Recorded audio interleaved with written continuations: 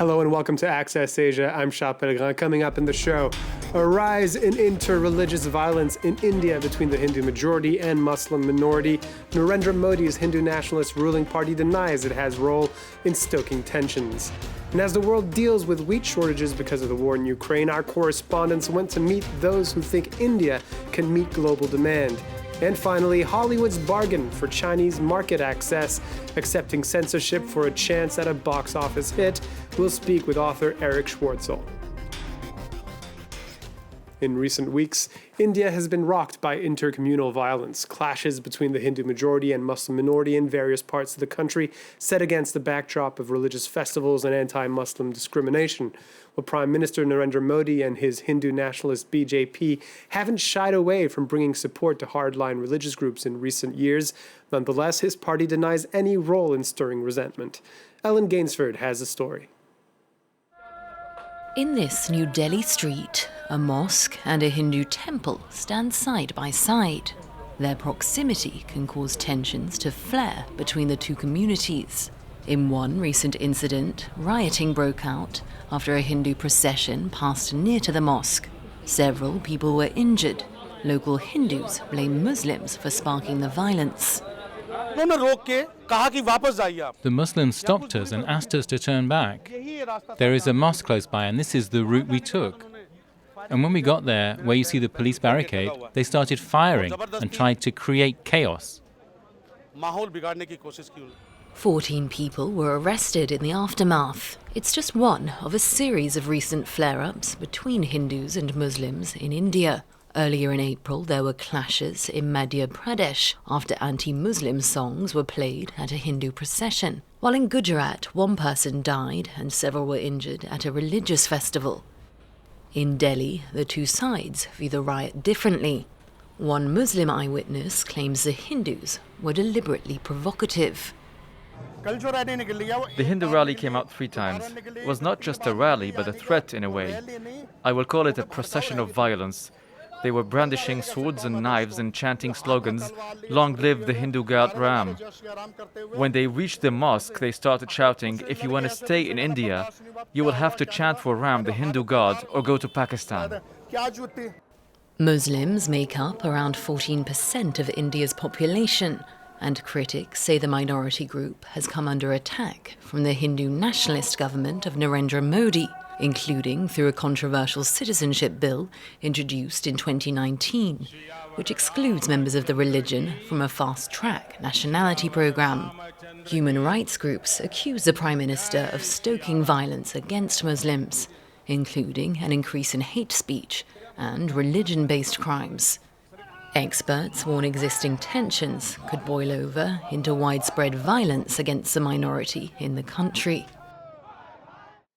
And staying in India, where farmers are looking to seize the opportunity presented by the war in Ukraine, with fears of a possible global wheat shortage, India is hoping to rise to the demand with an increase in exports. They've already been on the rise since 2020, buoyed by the supply chain crisis caused by the COVID pandemic. France 24's correspondents in India sent us this report. An hour away from India's capital, Delhi, a dozen workers are busy harvesting wheat. India is in the middle of the harvesting season, and this year promises to be really successful for local farmers. Just a few kilometers from the wheat fields, we meet a farmer in the biggest wholesale wheat market of the capital. Krishan is selling a part of his harvest to private exporters who will be buying his wheat at 25 euros per quintal, €1 more than the government's price. There's a war going on in Europe. Transportation from other countries has stopped, and due to COVID, the stocks have been empty. Due to all these reasons, the quality is good, and thus we're getting better rates. After the COVID pandemic and the war in Ukraine, many countries in the world have turned to India to get their wheat supplies. Tarun Bajaj, an expert in agriculture for the Indian government, has been following this trend. For example, during COVID, when the supply chains of the world were affected, people looked to India, many of the countries, they looked to India to take care of their requirements of the food related items. Month by month, our exports are increasing. We are hoping to export around 7.5 million metric tons, more than $2 billion of wheat to the world. To meet the growing demand in wheat, India has spent years improving its logistic and storage facilities. In Bombay, the port has been modernized accordingly. Now, since the past 4 or 5 years, the focus has has been on the logistics and the quality of warehouses that we're giving. The supply chain has improved. I think in the next 5 years, India could be one of the largest exporters of a lot of things in the world. India's wheat exports are 3 times higher than they were last year. And with ever-increasing worldwide shortages, they are bound to grow even more in the coming months. To China now, where we're going to check in on the battle that Shanghai is waging against COVID. All 26 million inhabitants there have been under strict lockdown for nearly 3 weeks. And health authorities have now reported the first handful of deaths in the outbreak, all aged between 89 and 91. But the low death rate belies the predicament people have been enduring with overcrowded and below standard quarantine centers and the mental toll taken on those who are stuck indoors. A report from our correspondents in China. In Shanghai, a positive COVID test means you are sent straight to an isolation centre like this. For 17 days, Jane Polubotko has been stuck in this huge dormitory. This is my room, my bed. This is my roommate's bed. Conditions are Spartan and even harmful. The lights that you see in this building are on 24/7, and it's really influencing everyone, our mental health, and it's been like 17 days since I have not seen darkness. There are no showers here, only a basin for washing. Basically, you put some warm water in it, and then you put a wet towel, and then you just rub your skin with it.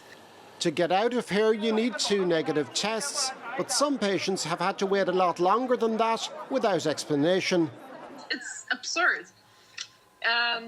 And this is what people are angry about, just about the conditions. There's no transparency on those waiting lists to get out of this place, to be released.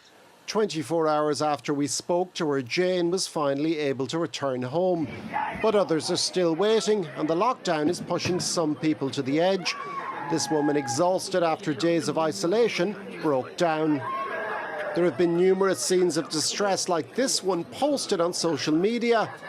Whether they're confined at home or in centres, the mental health of inhabitants is beginning to fray. Helplines are often overwhelmed. This French psychologist has seen her patients get ever more anxious. There is stress and exhaustion, and we're being kept in the dark. First it was 1 week, then it became 2 for some people. They are locked down at home for 3 or 4 weeks, once again without being able to go out at all.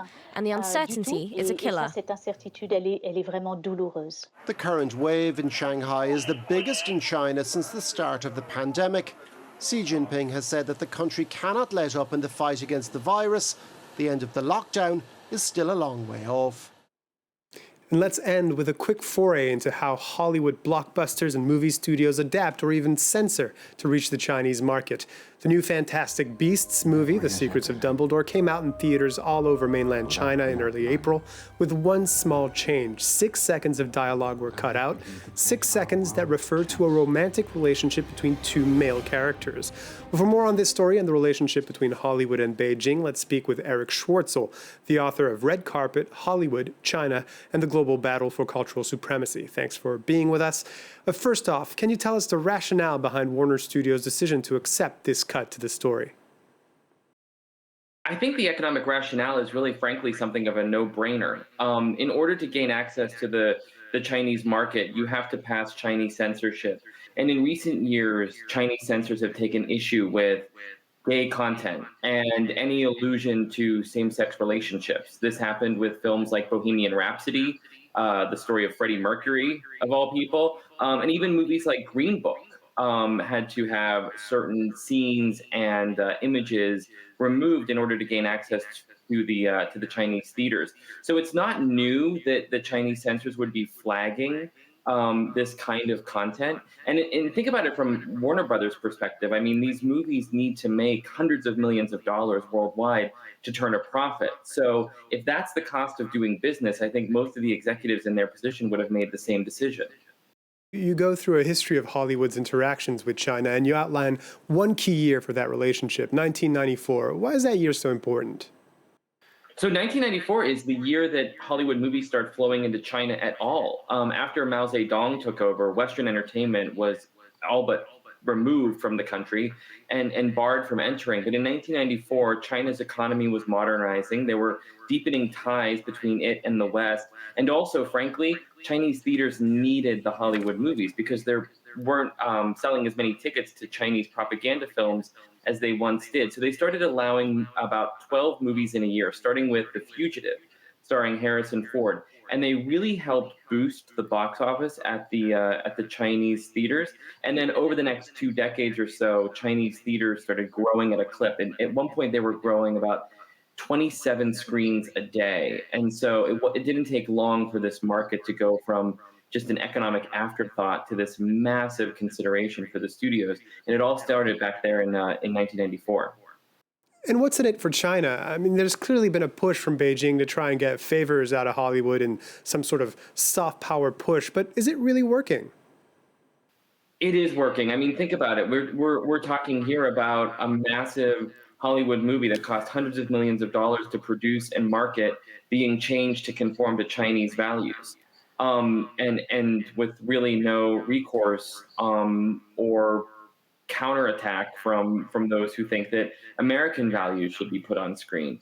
I think China has succeeded beyond its wildest imagination in having a complete control over what Hollywood movies show on screen, certainly when it comes to how they portray China. I mean, we're talking about more, like I said, like a content choice made based on values and not allowing gay relationships to be shown in film. But if the Secrets of Dumbledore had anything to do with China or any allusion to China, this kind of scrutiny would be even greater. And there's a reason why over the past 25 years, there has been no movie made about Tiananmen Square, or there will never be a movie that has what is deemed an incorrect reference to Taiwan or Tibet. It is because China has this economic muzzle on Hollywood that doesn't really show any sign of abating. Erich Schwartzel, thank you very much. And that's it for this edition of Access Asia, but do stay tuned for more programming on France 24.